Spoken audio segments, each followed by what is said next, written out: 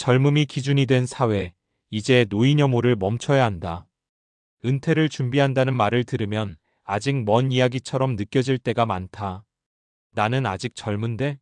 그건 부모님 세대 이야기 아니야? 하고 넘기기 쉽다. 그런데 아이러니하게도 우리는 이미 은퇴 이후를 향해 매일 조금씩 걸어가고 있다. 정년이 다가오고 체력이 예전 같지 않다는 걸 느끼고 회사에서 후배라는 말보다 선배라는 말이 더 자연스러워지는 순간부터 말이다. 그런데 문제는 은퇴 이후의 삶을 상상할 때 설렘보다 불안이 더 크다는 데 있다. 경제적인 이유도 있지만 더 큰 이유는 이 사회가 나이 든 사람에게 점점 더 냉담해지고 있다는 느낌 때문이다.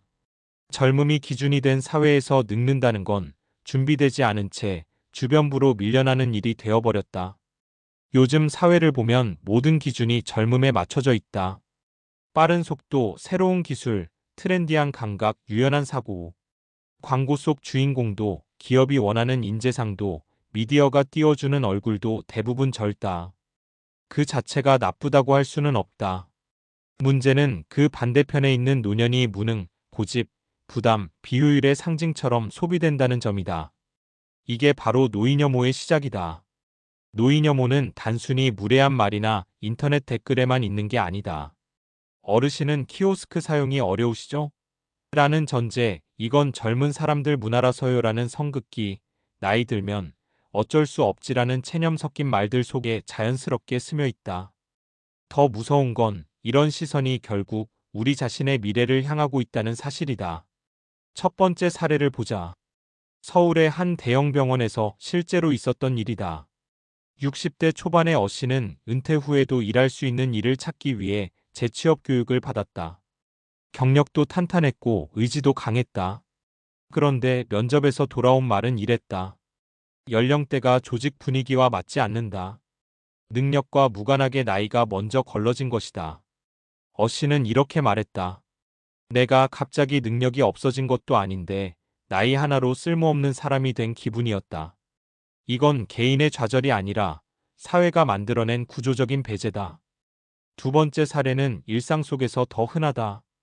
카페나 패스트푸드점에서 키오스크 앞에 서서 한참을 헤매는 어르신을 본 적 있을 거다. 그때 뒤에서 들리는 말들. 아, 느려 죽겠네. 저런 건 집에서 연습하고 오시지. 하지만 조금만 생각해보면 이 기술 환경 자체가 젊은 사람 기준으로 설계되어 있다. 사용법을 배울 기회도 실패를 허용하는 분위기도 충분하지 않다. 그런데도 불편함의 책임은 전부 노인 개인에게 돌아간다. 이런 경험이 반복되면 어르신들은 점점 외출을 줄이고 사회와 단절된다. 노인 혐오는 이렇게 고립을 낳는다. 세 번째 사례는 더 가까운 미래 이야기다. 은퇴를 앞둔 50대 후반 B씨는 요즘 가장 두려운 게 쓸모없어지는 것이라고 말한다. 회사에서는 후배에게 자리를 내줄 준비를 하라고 하고 사회에서는 액티브 시니어가 되지 않으면 뒤처진 사람처럼 말한다. 쉼도 느림도 허용되지 않는다. 은퇴 후에도 끊임없이 생산적이어야 인정받는 구조다. 이건 노인을 존중하는 게 아니라 젊음의 기준을 노년에게 강요하는 또 다른 형태의 혐오다. 사실 노인 혐오는 결국 세대 갈등의 문제처럼 보이지만 본질은 다르다. 이건 누가 더 혜택을 받느냐의 문제가 아니라 어떤 삶이 존중받느냐의 문제다. 우리는 모두 늙는다. 운이 좋다면 말이다. 지금 노인을 대하는 방식은 미래의 우리가 대접받을 방식과 다르지 않다. 은퇴 이후의 삶은 실패가 아니다. 다른 속도의 삶이고 다른 역할의 삶이다. 경험은 자산이고 느림은 약점이 아니다. 그걸 인정하지 않는 사회는 결국 모두를 불안하게 만든다. 젊은 사람은 늙는 게 두렵고 나이 든 사람은 존재 자체가 눈치 보이는 사회. 과연 건강한 사회일까? 이제는 관점을 바꿔야 한다.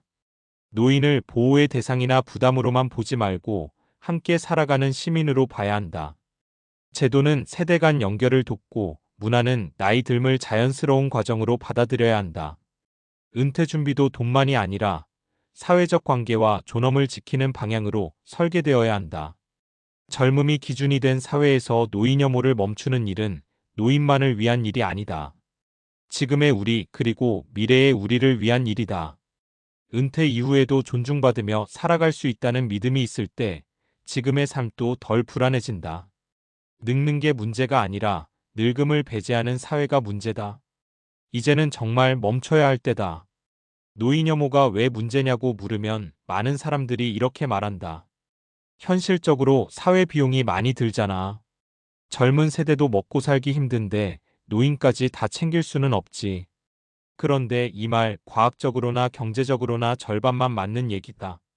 실제 연구 결과들을 보면 노인을 사회에서 배제할수록 비용은 오히려 더 커진다. 먼저 건강 문제부터 보자. 세계보건기구 WHO와 하버드대 공동 연구에 따르면 노인 혐오를 경험한 고령자는 그렇지 않은 사람보다 우울증, 치매, 심혈관 질환 발생률이 유의미하게 높다. 이유는 단순하다. 차별과 무시는 스트레스를 만들고 만성 스트레스는 면역 체계를 약화시키기 때문이다. 결국 이건 개인의 문제가 아니라 의료비 증가라는 사회적 비용으로 돌아온다. 존중받는 노인은 병원에 덜 가고 배제된 노인은 더 자주 아프다. 이건 감정의 문제가 아니라 데이터다. 또 하나 중요한 게 인지 기능이다. 뇌과학 연구를 보면 나이가 들면서 인지 능력이 떨어지는 건 자연스러운 현상이지만 그 속도는 환경에 따라 크게 달라진다. 사회적 역할이 있고 타인과의 상호작용이 유지되는 노인은 그렇지 않은 노인보다 기억력과 판단력 저하 속도가 훨씬 느리다. 그런데 노인 혐오 사회에서는 어떤 일이 벌어지느냐? 나이 들었으니 이제 그만하세요. 어르신은 잘 모르시잖아요. 이런 말들이 반복되면 노인 스스로도 자신의 능력을 과소평가하게 되고 실제로 뇌 사용량이 줄어든다. 이걸 심리학에서는 자기충족적 예언이라고 부른다. 사회가 무능하다고 취급하면 진짜 무기력해지는 구조다. 경제적으로도 마찬가지다. OECD 자료를 보면 고령 인구의 경제사회 참여율이 높은 국가일수록 노년 빈곤율이 낮고 세대 갈등 지수가 낮다. 일본이나 북유럽 국가들이 대표적이다. 이 나라들은 노인을 부양 대상이 아니라 경험을 가진 노동자원, 사회자본으로 본다. 반면 노인 혐오가 강한 사회일수록 은퇴 이후 소득 단절이 심하고 그 부담은 고스란히 젊은 세대의 세금과 부양 압박으로 돌아간다. 결국 노인을 밀어내면 젊은 세대가 편해질 거다라는 생각은 완전히 잘못된 계산인 셈이다. 여기서 중요한 포인트가 하나 더 있다. 노인 혐오는 젊은 세대에게도 심리적으로 치명적이다.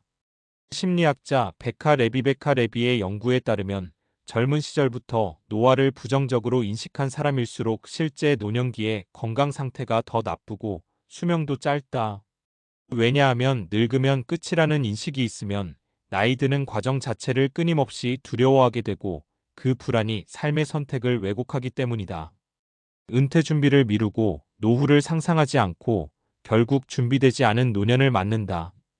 그러니까 노인 혐오는 특정 세대를 차별하는 문제가 아니다. 이건 사회 전체의 미래를 스스로 깎아먹는 구조적 문제다.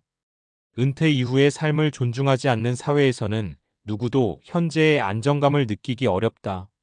열심히 일해도 결국 쓸모 없어질 거야 라는 메시지를 받는 사회에서 누가 장기적인 책임감과 연대를 가지겠는가.